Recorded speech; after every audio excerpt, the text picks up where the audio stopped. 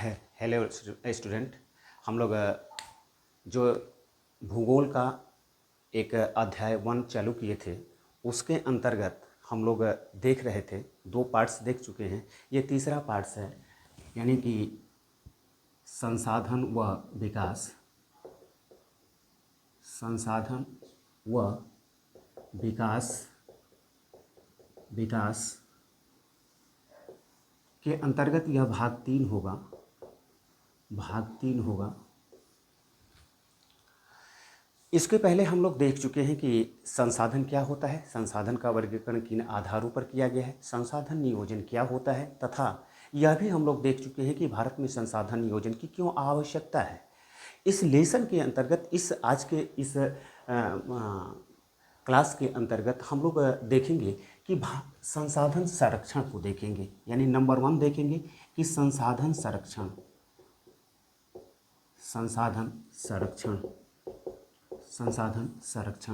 तथा भूमि निम्नीकरण।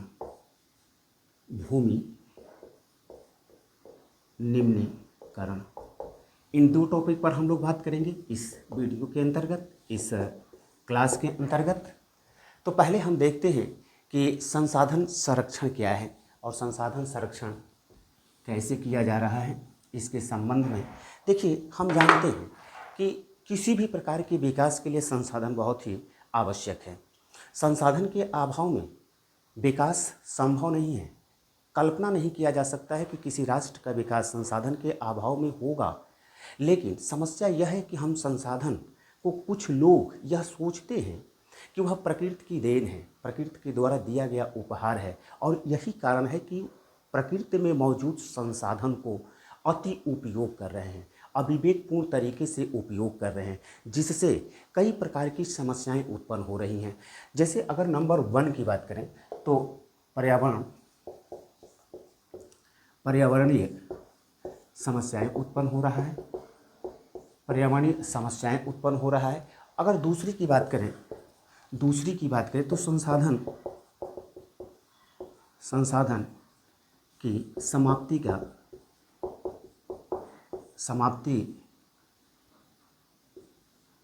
की संभावना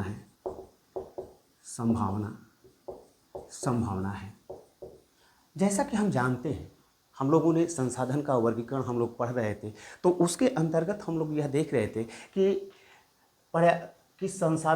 कुछ संसाधन, जैसे कि हम लोगों ने एक आधार देखा था कि समाप्तता के आधार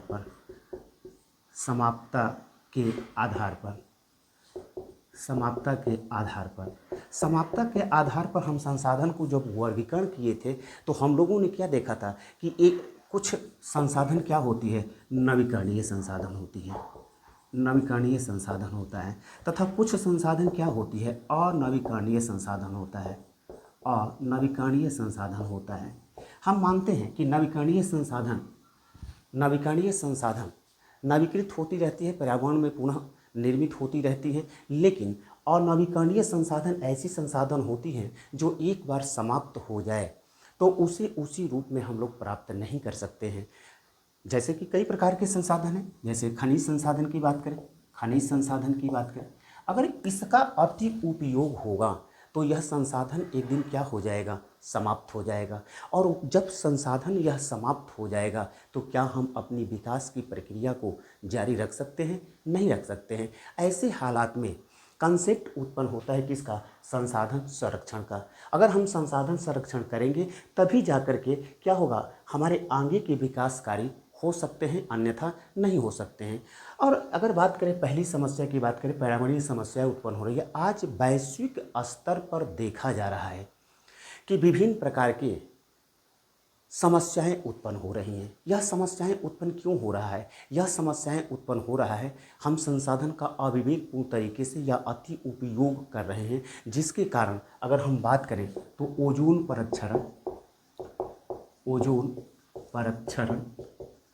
ओजोन परक्षरण या फिर हम कहें कि वैश्विक तपन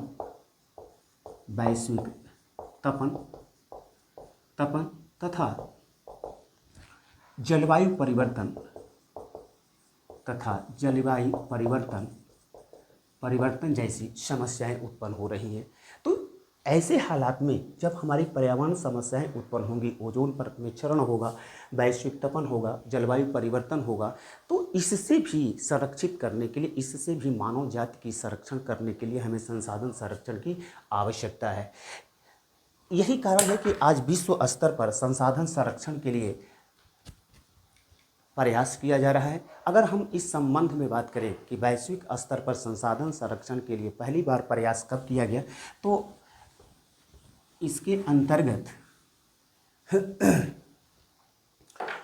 अंतर्गत हम लोग देखते हैं 1968 ईस्वी के अंतर्गत क्लब ऑफ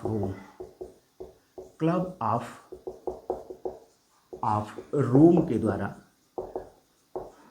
के द्वारा संसाधन संरक्षण की संकल्पना प्रस्तुत किया गया। संसाधन संरक्षण के लिए वकालत किया गया। नंबर 1, अगर हम कहें दूसरी प्रयास की बात करें, यह सारे वैश्विक स्तर पर या कहें तो व्यक्तिगत स्तर पर ये प्रयास हो रहे हैं। हम लोग देखेंगे कि सामूहिक स्तर पर भी क्या प्रयास किया गया है। अगर हम कहें 1974 ब्रुंडटलैंड रिपोर्ट लैंड आयोग, यह एक आयोग है जिसको संयुक्त राष्ट्र संघ के द्वारा निर्मित किया गया था। और इस आयोग की जो रिपोर्ट प्रस्तुत हुई थी उसके तहत एक संकल्पना प्रस्तुत किया गया। वह था सतत पोषणीय विकास का।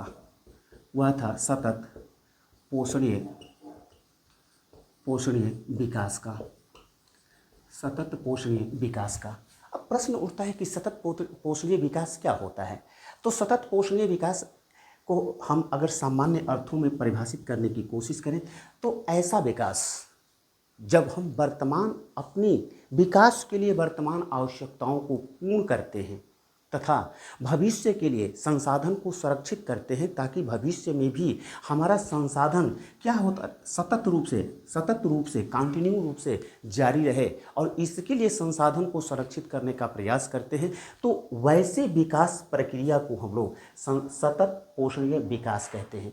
यानी हम अपनी विकास करें, क्योंकि संसाधन के अभाव में विकास संभव नहीं है, तो हम विकास भी करें, लेकिन इस प्रकार से विकास करें कि हमारा संसाधन हमारी विकास की आवश्यकताओं को पूर्ण भी करे और हमारी जो आने वाली भावी पीढ़ी है उसके लिए संसाधन संरक्षित भी रहे। और इसकी 1974 के अंतर्गत ब्रुंडटलैंड रिपोर्ट जो आया उसके अंतर्गत सतत पोषणीय विकास की अवधारणा को प्रस्तुत किया गया। और इसी आयोग की रिपोर्ट प्रकाशित हुआ था हमारा साझा भविष्य यानी आवर कॉमन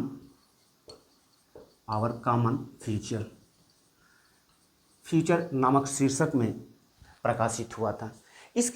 लेकिन यह जो हो रहा है अभी तक, उसके अंतर्राष्ट्रीय स्तर पर ऐसा प्रयास पहली बार अगर प्रयास की बात करें तो वह प्रयास किया गया था, इसको हम डिलीट करते हैं।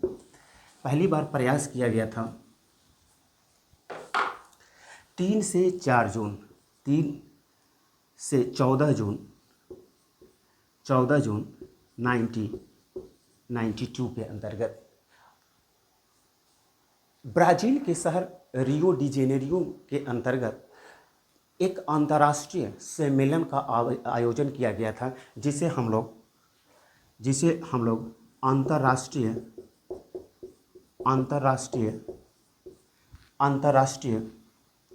पृथ्वी सम्मेलन के नाम से जानते हैं। यह सम्मेलन कहाँ किया गया? ब्राज़ील के शहर रियो डी जेनेरियो में किया गया।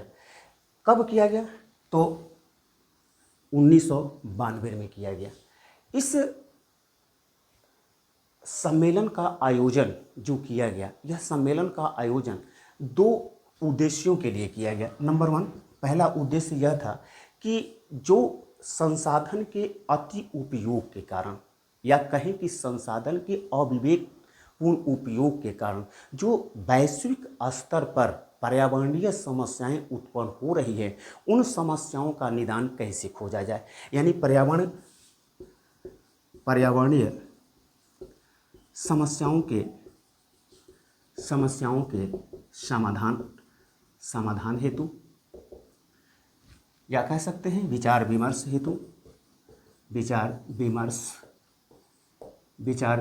हेतु। और दूसरा एक उद्देश्य रखा गया, हमको जितना ज़रूरत है, आपके लेसन के अनुसार ज़रूरत है उतना ही हम लोग बात करते हैं। तो दूसरी एक चीज़ रखा गया, सामाजिक आर्थिक विकास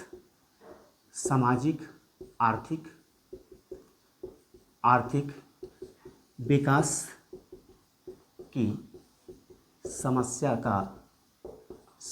का हल ढूंढने के लिए यानी वैश्विक स्तर पर देखिए, संसाधन सबके लिए है, संसाधन पर किसी एक व्यक्ति का अधिकार नहीं है, यह नेचर के द्वारा दिया गया है और सभी को एक समान उसका लाभ मिलना ही चाहिए।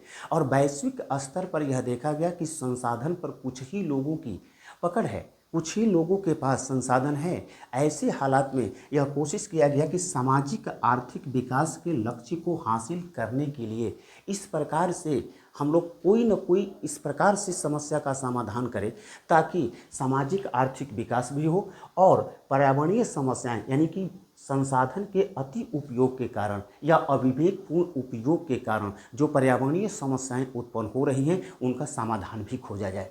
और यही कारण है कि 3 से 14 जून के मध्य 3 से 14 जून 1992 में अंतर्राष्ट्रीय पृथ्वी सम्मेलन का आयोजन किया गया। इस सम्मेलन के अंतर्गत क्या किया गया कि नंबर 1 इसको पूछता है 5 जून को यानी इसी सम्मेलन के तत्वाधान में 5 जून को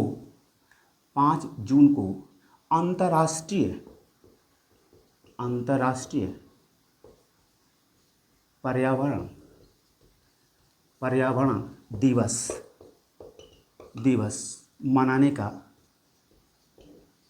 मनाने का संकल्प व्यक्त किया गया। यानी 5 जून को हम किस रूप में मनाएंगे, तो अंतर्राष्ट्रीय पर्यावरण दिवस के रूप में मनाएंगे। और तभी से लेकर के हम लोग अब तक 5 जून को पर्यावरण दिवस के रूप में मनाते चले आ रहे हैं। अभी इसके तहत क्या किया गया कि पर्यावरणीय समस्याओं के समाधान खोजने के लिए तथा सामाजिक आर्थिक विकास की समस्या का हल ढूंढने के लिए सभी विश्व के जो 100 राष्ट्राध्यक्ष उस सम्मेलन में उपस्थित हुए थे, उन्होंने सम्मिलित होकर के एक घोषणा पत्र जारी किया, एक रिपोर्ट तैयार किया, जिसको हम लोग एजेंडा 21 के नाम से जानते हैं। एजेंडा 21 के नाम से जानते हैं। यानी कि अंतर्राष्ट्रीय पृथ्वी सम्मेलन के दौरान जो एक घोषणा पत्र लाया गया, उसे हम एजेंडा 21 के नाम से जानते हैं। इस एजेंडा 21 को इसलिए लाया गया कि नंबर 1 कि सतत पोषणीय विकास, एजेंडा 21 के अंतर्गत यह इसलिए लाया गया कि हम लोग को क्या करना है, संसाधन को संरक्षण करने के लिए, संसाधन को संरक्षित करने के लिए हम लोग सतत पोषणीय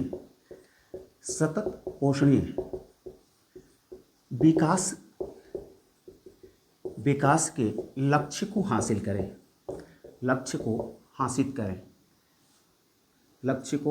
करें। यानी हम अपने देश में यानी 100 देशों के राष्ट्राध्यक्ष ने आपस में जो एजेंडा 21 की घोषणा जारी किया, उसके अंतर्गत यह संकल्पना व्यक्त किया गया कि हम इस प्रकार से विकास करेंगे कि ताकि हमारा विकास वर्तमान विकास की आवश्यकता पूर्ण भी होते रहे और भविष्य में संसाधन को संरक्षित भी किया जाए। इस प्रकार के प्रयास किया गया। दूसरा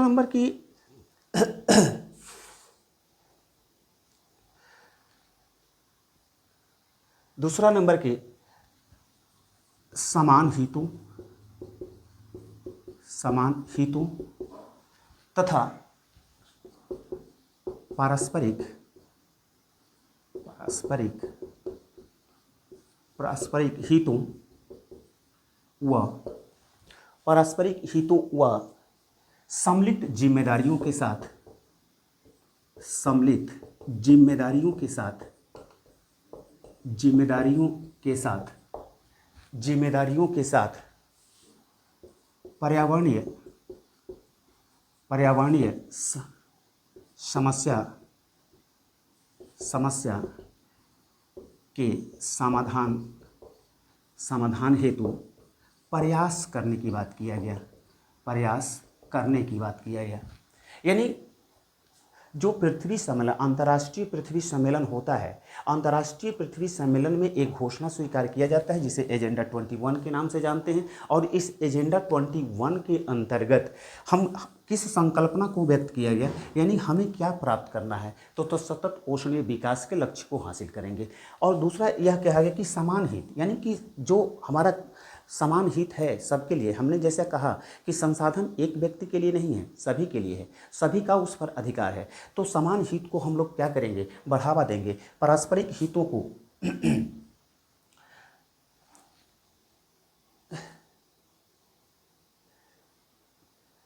पारस्परिक हितों को हम लोग ध्यान में रखेंगे तथा सम्मिलित जिम्मेदारी, यानी यह संसाधन संरक्षण करने की जिम्मेदारी किसी एक व्यक्ति को नहीं है, बल्कि इसकी जिम्मेदारी सभी लोगों की है। और इस जिम्मेदारी को हम महसूस करेंगे और संसाधन को संरक्षित भी करेंगे और संसाधन संरक्षण के साथ ही साथ पर्यावरणीय समस्याओं का समाधान भी ढूंढेंगे।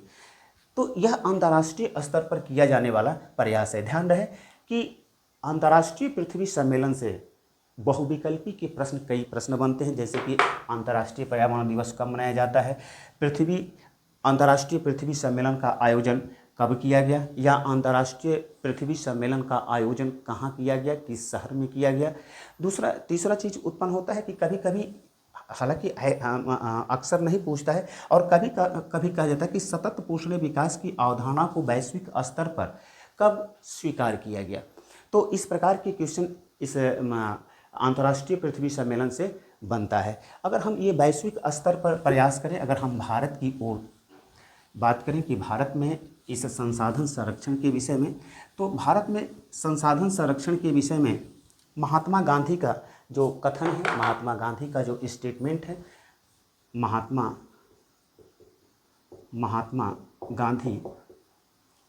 गांधी का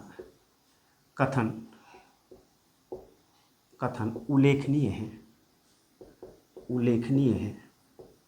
उन्होंने कहा था कि हमारे पेट भरने के लिए बहुत कुछ है, लेकिन पेटी भरने के लिए नहीं। कहने का उनका अर्थ है कि हमारी आवश्यकताओं को पूर्ण करने के लिए प्रकृति में बहुत सी चीज़ें मौजूद हैं, लेकिन किसी की लालच को संतुष्ट करने के लिए हमारे पास इतना संसाधन नहीं है। क्योंकि अगर हम लालच में आकर संसाधन को अति उपयोग करेंगे तो संसाधन एक दिन समाप्त हो जाएगा। इसीलिए महात्मा गांधी ने क्या कहा कि हमारे पर्यावरण में बहुत कुछ मौजूद है, किसके लिए, पेट भरने के लिए, लेकिन पेटी भरने के लिए नहीं। दूसरा नंबर कि महात्मा गांधी के इस कथन का समर्थन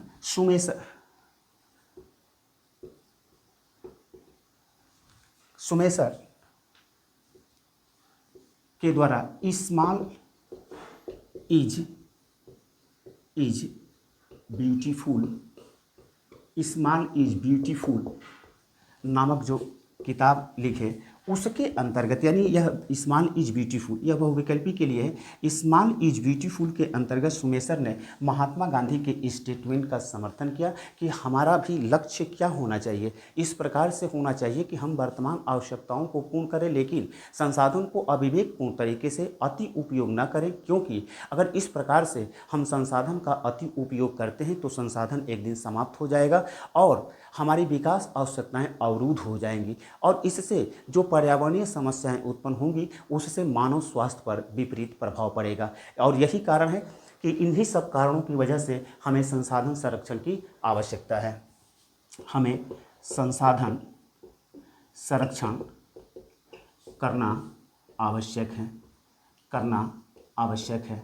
तो ये आपका हुआ संसाधन संरक्षण, और संसाधन संरक्षण से संबंधित जितने भी बहुविकल्पी के प्रश्न हो सकते हैं उनको हमने शामिल करने का प्रयास किया। और इसके अंतर्गत कभी कभी संसाधन संरक्षण क्या है या संसाधन संरक्षण क्यों आवश्यक है, इस पर प्रश्न पूछा जाता है। और मैक्सिमम टाइम लघु उत्तरी के अंतर्गत प्रश्न पूछा जाता है। लेकिन जिस रूप में मैंने पढ़ाया है, अगर इस रूप में आप ड्राफ्ट बनाते हैं, मैं ड्राफ्ट बनाऊंगा, तो उसके दीर्घ उत्तरी के लिए भी यह काम हो सकता है। अगर आगे बढ़ते हैं कि संसाधन संरक्षण के बाद भूमि निम्नीकरण की समस्या को देखते हैं कि भूमि निम्नीकरण क्या है और इसका बचाव क्या होगा। यानी भूमि निम्नीकरण क्या है नंबर 1, तथा नंबर 2 संरक्षण। तो देखिए यहाँ पर भूमि निम्नीकरण की बात हो रहा है। भूमि एक नवीकरणीय संपदा है, नवीकरणीय संसाधन है, और कहें तो भूमि एक ऐसा संसाधन है जो आज से नहीं बल्कि प्राचीन काल से हमारी आवश्यकताओं को पूर्ण कर रहा है, हमारी जीविकोपार्जन का मुख्य आधार रहा है। जो हमारी 3 मूलभूत आवश्यकताएं होती हैं, रोटी, कपड़ा और मकान, और तीनों ही आवश्यकताओं को पूर्ण कर रहा है। आज हम विकास की बात करते हैं, हम कह रहे हैं कि अस्पताल कहाँ बनेगा, हम कह रहे हैं रोडें कहाँ बनेंगी, पर जो परिवहन के साधन हैं, संचार व्यवस्थाएं कहाँ लगेंगी, तमाम तरह के जो विकास के कार्य हो रहे हैं उसके लिए भूमि संसाधन का होना आवश्यक है। अगर हम कहें कि भारत में, या पहले हम परिभाषित करते हैं कि भूमि निम्नीकरण का मतलब क्या है। अगर भारत में उपलब्ध भूमि की बात करें कि हमारे भारत में जो 32.8 लाख हेक्टेयर वर्ग किलोमीटर भूमि है। देखिए भूमि एक ऐसा संसाधन है, मैंने कहा ना कि भूमि एक ऐसा संसाधन है जो नवीकरणीय संसाधन है, लेकिन भूमि को बढ़ाया नहीं जा सकता है। जितनी भूमि है उसी में अपनी विकास प्रक्रिया को समाहित करना पड़ेगा। तो यह भी एक संसाधन है, और इसको अगर कहें तो भारत में कितना, भारत का अगर क्षेत्रफल की बात करें तो 32.8 लाख वर्ग किलोमीटर। इसके अंतर्गत हम यदि बात करें तो कृषि की 43% में मैदान है जो कृषि के लिए भूमि उपलब्ध है। अगर 43% और 30% भूमि की बात करें जिस पर पर्वत आच्छादित हैं, पर्वत का विस्तार है, तथा अगर हम कहें कि पठार की बात करें तो 27%, यानी इसी भारत का क्षेत्रफल है, ये भारत का क्षेत्रफल है। और संपूर्ण क्षेत्रफल का यदि बात करें तो 43% में मैदान है, तथा 30% पे पर्वत का विस्तार है, तथा 27% जो भूमि है वह पठारी भूमि है। हमने कहा कि यह क्या है, यह मैदान जो कृषि के लिए उपलब्ध है। अगर हम पर्वत की बात करें तो पर्वतीय क्षेत्रों में भी कृषि होती है, लेकिन यह एक आंकड़ा है, एक डाटा है। अगर 27% की बात करें जो पठारी क्षेत्र है, जो खनिज संसाधनों से परिपूर्ण है, जो खनिज संसाधनों से परिपूर्ण है, जो खनिज संसाधनों से परिपूर्ण है। लेकिन अगर भूमि में निम्नीकरण उत्पन्न हो रहा है तो इससे हमारी कृषि प्रक्रियाएं बाधित होंगी। हम अपने भूमि संसाधन को इस प्रकार से प्रयोग करें ताकि भूमि निम्नीकरण न हो। तो भूमि निम्नीकरण होता क्या है, यानी कि भूमि निम्नीकरण का मतलब क्या है, क्या उसका अर्थ है। जब भूमि में उपलब्ध प्राकृतिक पोषक तत्व नष्ट हो जाते हैं तथा पेड़ पौधे वृद्धि और विकास नहीं कर पाते हैं। देखिए पेड़ पौधे के वृद्धि और विकास के लिए न्यूट्रिशन की आवश्यकता होगा, और वह न्यूट्रिशन किससे मिलेगा, भूमि संसाधन से मिलेगा।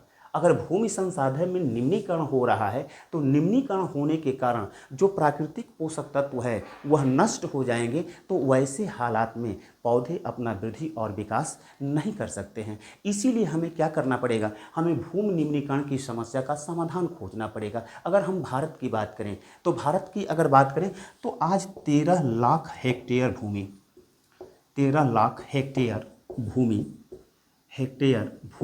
निम्नीकृत हो चुकी है, निम्नीकृत हो चुकी है। यह निम्नीकरण की समस्याएं उत्पन्न क्यों होती हैं? तो निम्नीकरण की समस्याएं उत्पन्न होने के पीछे केवल और केवल मानवीय क्रियाकलाप है, यानी मानवीय क्रियाकलाप के कारण क्या हो रहा है, भूमि निम्नीकृत हो रही है।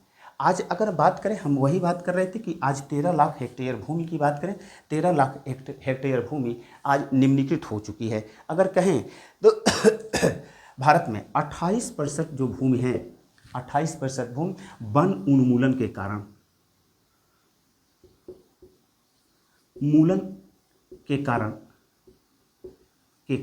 निम्नीकृत हो चुकी है। यानी भारत में जो मानवीय क्रियाकलाप के कारण भूमि निम्नीकरण की समस्याएं उत्पन्न हो रही है, और उस भूमि निम्नीकरण के कारण आज भारत में 13 लाख हेक्टेयर भूमि निम्नीकृत हो गई है। इस 13 लाख हेक्टेयर भूमि के अंतर्गत जो 28% भूमि है, वह 28% भूमि वन उन्मूलन के कारण वह निम्नीकृत हो रहा है। अगर हम बात करें 56% भूमि की अगर बात करें तो जल अपर्दन के कारण, जल द्वारा हो रहे अपर्दन के कारण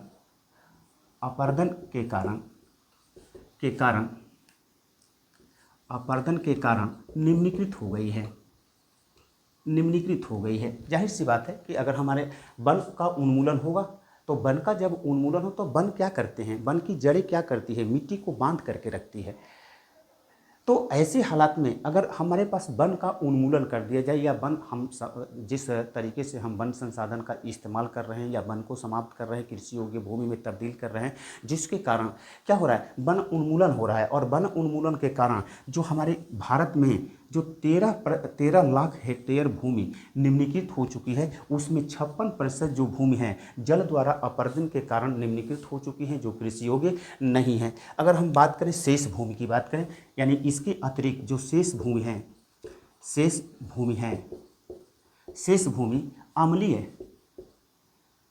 अम्लीय व क्षारीय हो चुकी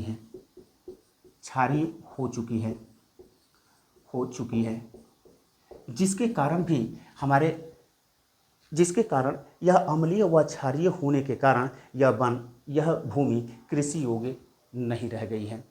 ऐसे हालात में हमें क्या करना पड़ेगा, क्योंकि हम देख रहे हैं कि हमारे मानवीय क्रियाकलाप के कारण, या हम कहें कि भूमि संसाधन के अति उपयोग के कारण या अविवेकपूर्ण उपयोग के कारण भूमि निम्नीकरण की समस्याएं उत्पन्न हो रही हैं। और इसी प्रकार से अगर हम अपना क्रियाकलाप करते रहेंगे तो एक दिन ऐसा आएगा कि कृषि योग्य भूमि नहीं रहेंगी। तो हमारी 3 आवश्यकताएं, रोटी, कपड़ा और मकान, तो मकान की आवश्यकता को तो हम पूर्ण कर सकते हैं, लेकिन रोटी और कपड़ा की व्यवस्था हम कहाँ से कर सकते हैं। तो ऐसे हालात में जरूरी क्या है, भूमि संसाधन का संरक्षण। लेकिन भूमि निम्नीकरण जो मानवीय क्रियाकलाप के कारण हो रहा है, उसको बढ़ने से रोकने के लिए हमें कुछ न कुछ संरक्षण का उपाय करना पड़ेगा, तभी जाकर के यह भूमि निम्नीकरण की समस्या को रोक सकते हैं। तो इस पर भी एक इम्पॉर्टेंट क्वेश्चन बनता है। इस पर क्वेश्चन इस प्रकार से बनता है कि भूमि निम्नीकरण क्या है और भूमि निम्नीकरण की समस्या का समाधान कैसे किया जा सकता है। तो उसी पर मैं डिस्कशन कर रहा था। तो अभी तक हम लोगों ने समझा कि भूमि निम्नीकरण क्या है और इसके अंतर्गत भूमि निम्नीकरण का कारण क्या है, तो मानवीय क्रियाकलाप है। भारत में कितनी भूमि निम्नीकृत हो चुकी है, तो अभी हम लोगों ने देखा कि 13 लाख हेक्टेयर भूमि निम्नीकृत हो चुकी है, जिसमें से 56% जो भूमि है वह जल के द्वारा अपर्दित होने के कारण वह निम्नीकृत हो चुकी हैं। उसी प्रकार से जल के वन उन्मूलन के कारण 28% भूमि निम्नीकृत हो चुकी है, और शेष जो भूमि है वह या तो अम्लीय हो चुकी है या क्षारीय हो चुकी है, जिसके चलते कृषि योग्य नहीं है। और ऐसे हालात में हमें निम्नीकरण की समस्या का समाधान खोजना पड़ेगा। और निम्नीकरण की समस्या का समाधान हम किन रूपों में देख सकते हैं? तो नंबर वन वृक्षारोपण के द्वारा, वृक्षारोपण करके, वृक्षारोपण के द्वारा, यानी पहले हम भूमि निम्नीकरण की समस्या को रोकने के लिए पहला हमें क्या करना पड़ेगा? तो पहली बात यह करना पड़ेगा कि हमें वृक्ष का रोपण करना पड़ेगा, यानी वृक्ष लगाने पड़ेंगे।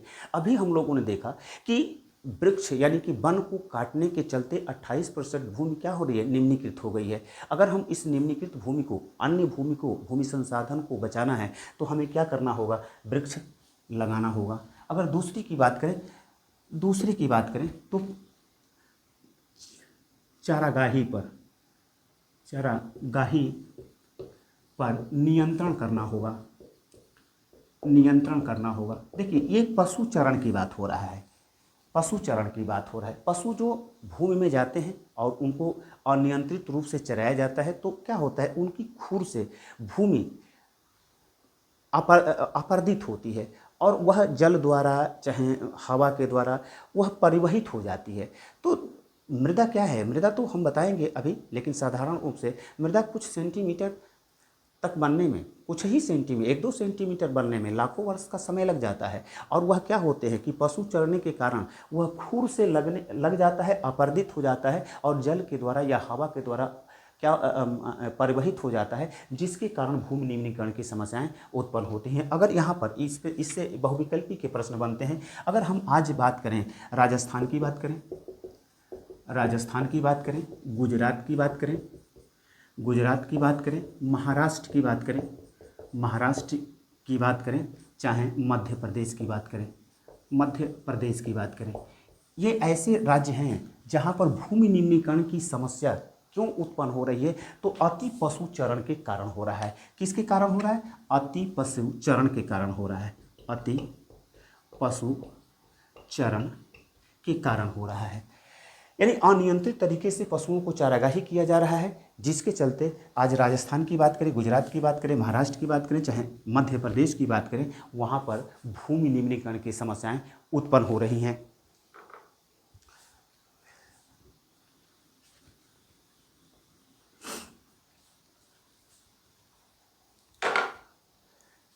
अगर तीसरी की बात करें, पेड़ों की रक्षक मेखला लगाकर, पेड़ों की रक्षक मेखला बनाकर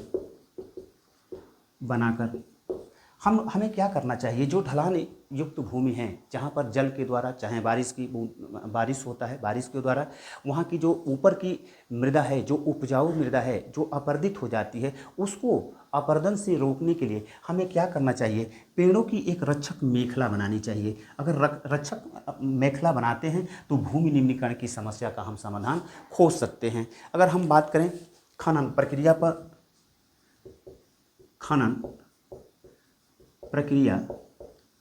को नियंत्रित करके, यह होता क्या है कि देखिए, जिन क्षेत्रों में आज नहीं, नंबर 1 देखते हैं पहला कि आज भारत में देखते हैं तो अगर छत्तीसगढ़ की बात करें, झारखंड की बात करें, चाहे ओडिशा की बात करें, चाहे मध्य प्रदेश की बात करें, देखिए ये संसाधन संपन्न क्षेत्र हैं और इन संसाधनों में जो आज भूमि निम्नीकरण की समस्या उत्पन्न हो रहा है, चाहे छत्तीसगढ़ की बात करें, चाहे झारखंड की बात करें, चाहे उड़ीसा की बात करें, चाहे मध्य प्रदेश की बात करें, अगर वहाँ पर भूमि निम्नीकरण की समस्या उत्पन्न हो रहा है तो उसके पीछे कारण क्या है? तो खनन प्रक्रिया है। खनन प्रक्रिया के अंतर्गत देखा जाता है कि हम लोग खनन तो करते हैं, लेकिन खनन के अंतर्गत यह नियम लगाया गया है कि नहीं, उसमें रेत हम भर कर जाएंगे, जिससे जो आसपास की भूमि है उसमें वह गिरेगा नहीं, जिससे हमारे वन भी नष्ट नहीं होंगे और वह भूमि का हम उपयोग कर सकते हैं। लेकिन हम अनियंत्रित खनन प्रक्रिया, या कह सकते हैं कि खनन प्रक्रिया को हम नियंत्रित तरीके से लागू नहीं कर रहे हैं, जिसके चलते भूमि निम्नीकरण की समस्या उत्पन्न हो रहा है। अगर हम नेक्स्ट की बात करें, ये चौथा था, चौथा था। पांचवें की बात करें, रेतीले टीले पर, रेतीले टीलों पर कटीले कटीले वन व झाड़ियाँ लगाकर, वन व झाड़ियाँ लगाकर, यानी जो रेतीले टीले हैं, रेत हैं, जो हवा के द्वारा अपरदित होते हैं, हवा के द्वारा परिवहित होते हैं और उन क्षेत्रों में चले जाते हैं जिन क्षेत्रों में कृषि योग्य भूमि है। तो अगर हम इन क्षेत्रों में कटीले वन व झाड़ियाँ लगा देते हैं, जिससे वहाँ की रेत जो है वह परिवहित होना बंद हो जाएंगी। अगर नेक्स्ट की बात करें, नेक्स्ट की बात करें तो सीढ़ीदार खेती करके पर्वतीय क्षेत्रों में, इस प्रकार की खेती पर्वतीय क्षेत्रों में होता है। जो पर्वतीय क्षेत्र होते हैं वहाँ पर सीढ़ीदार खेती किया जाता है और सीढ़ीदार खेती करने से फ़ायदा यह होता है कि जो उपजाऊ मृदा है उसको वह अपरदित नहीं होती है, जिसके चलते भूमि निम्नीकरण की समस्याएं उत्पन्न नहीं होती हैं। अगर नेक्स्ट की बात करें तो खेतों की मेढ़बंदी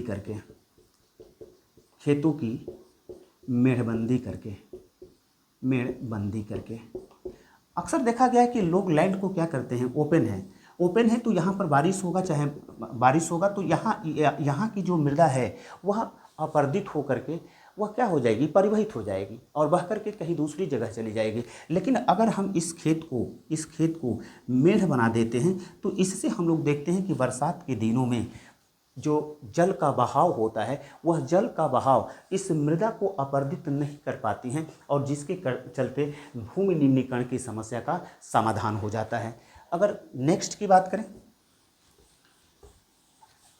बात करें यानी आठवीं की बात करें तो फसल चक्र अपना करके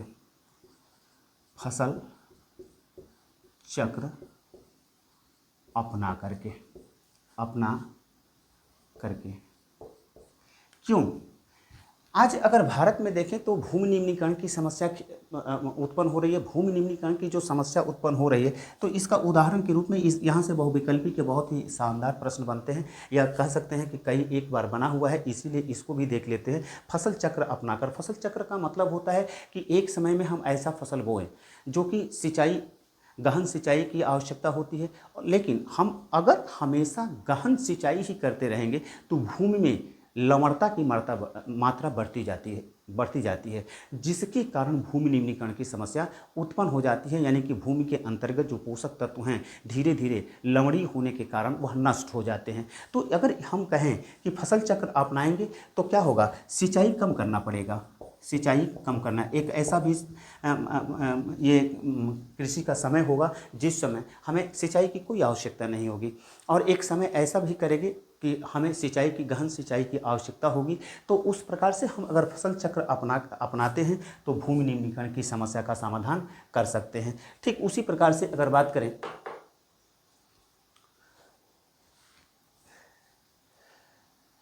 इस पर, अगर उदाहरण की बात करें तो इसके अंतर्गत यानी कि सिंचाई के कारण आज पंजाब की बात करें, हरियाणा की बात करें या पश्चिमी उत्तर प्रदेश की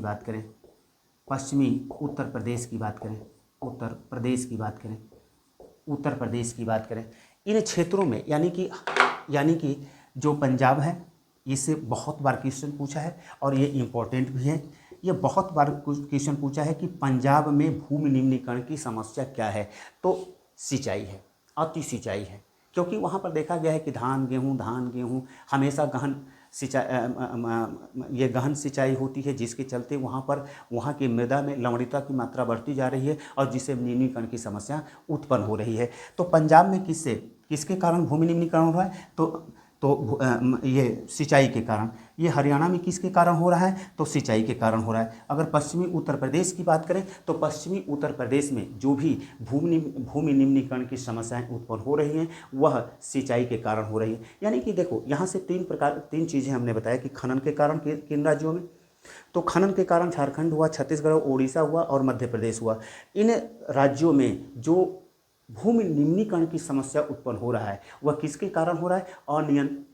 खनन पर नियंत्रण न करने के कारण, यानी खनन के कारण वहाँ पर भूमि निम्नीकरण हो रहा है। अभी हम लोगों ने देखा अति पशुचरण के कारण, अगर गुजरात की बात करें, राजस्थान की बात करें, चाहे मध्य प्रदेश की बात करें, महाराष्ट्र की बात करें, इन राज्यों में अगर भूमि निम्नीकरण की समस्या उत्पन्न हो रहा है तो भूमि निम्नीकरण की समस्या के पीछे क्या है? अति पशुचरण है। लेकिन सिंचाई के कारण पंजाब की बात करें, हरियाणा की बात करें, पश्चिमी उत्तर प्रदेश की बात करें, इन क्षेत्रों में भूमि निम्नीकरण की समस्या उत्पन्न हो रहा है। तो हमें क्या करना पड़ेगा? हमें फसल चक्र अपनाना पड़ेगा। हम अगर फसल चक्र अपना लेते हैं तो यह समस्या समाधान हो जाएगा। तो इस प्रकार से अगर भूमि का निम्नीकरण रोकना है तो आपको वृक्ष लगाना ही होगा वन को, ताकि निम्नीकरण की समस्या का समाधान किया जाए। अति चारागाही पर आपको रोक लगाना होगा, पेड़ों की रक्षक मेखला बनाना होगा, खनन प्रक्रिया को नियंत्रित करना होगा, रेतीले टीले पर ये वन व झाड़ियाँ लगाना पड़ेगा, सीढ़ीदार खेती करना पड़ेगा, खेतों की मेड़बंदी करना पड़ेगा और फसल चक्र अपनाकर भी हम लोग भूमि निम्नीकरण की समस्या का समाधान खोज सकते हैं। तो इस प्रकार से आज के इस क्लास के अंतर्गत केवल इतना ही कि भूमि निम्नीकरण क्या है तथा ये संसाधन संरक्षण कैसे किया जाता है और वैश्विक स्तर पर संसाधन को संरक्षित करने के लिए क्या उपाय किया गया है। और इसके अंतर्गत सतत पोषणीय विकास के अंतर्गत हम लोगों ने डिस्कस किया था कि सतत पोषणीय विकास क्या है।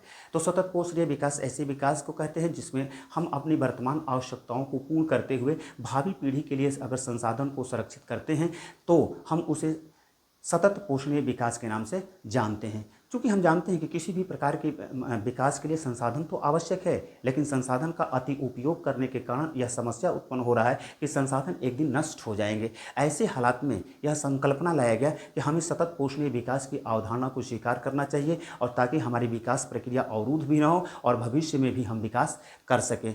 तो सतत पोषणीय विकास पर भी कभी कभी लघु उत्तरीय क्वेश्चन पूछता है, इसके अंतर्गत यह आप लोग सॉल्व कर लेंगे या स्वतंत्र रूप से लघु उत्तरीय क्वेश्चन पूछ देता है कि भूमि निम्नीकरण से बचाव के लिए उपाय सुझाइए, तो भी हो सकता है। या फिर यह पूछता है कि भूमि निम्नीकरण क्या है और उसके संरक्षण का उपाय बताइए, तो भी आप सॉल्व कर सकते हैं। संसाधन संरक्षण से आप क्या समझते हैं, इन सभी प्रश्नों का उत्तर आज के इस क्लास से आपको मिल सकता है। फिर हम मिलते हैं इसके चौथे पार्ट्स के अंतर्गत। ये भाग 3 था। हम लोग भाग 4 में मिलेंगे। एक इसके अंतर्गत लास्ट जो रह गया है मृदा संसाधन। हम लोग इसको निम्नीकरण जो हो रहा है वो भूमि का निम्नीकरण हो रहा है वो भी मृदा ही है, लेकिन हम लोग को इसमें मृदा संसाधन के अंतर्गत पढ़ना क्या है?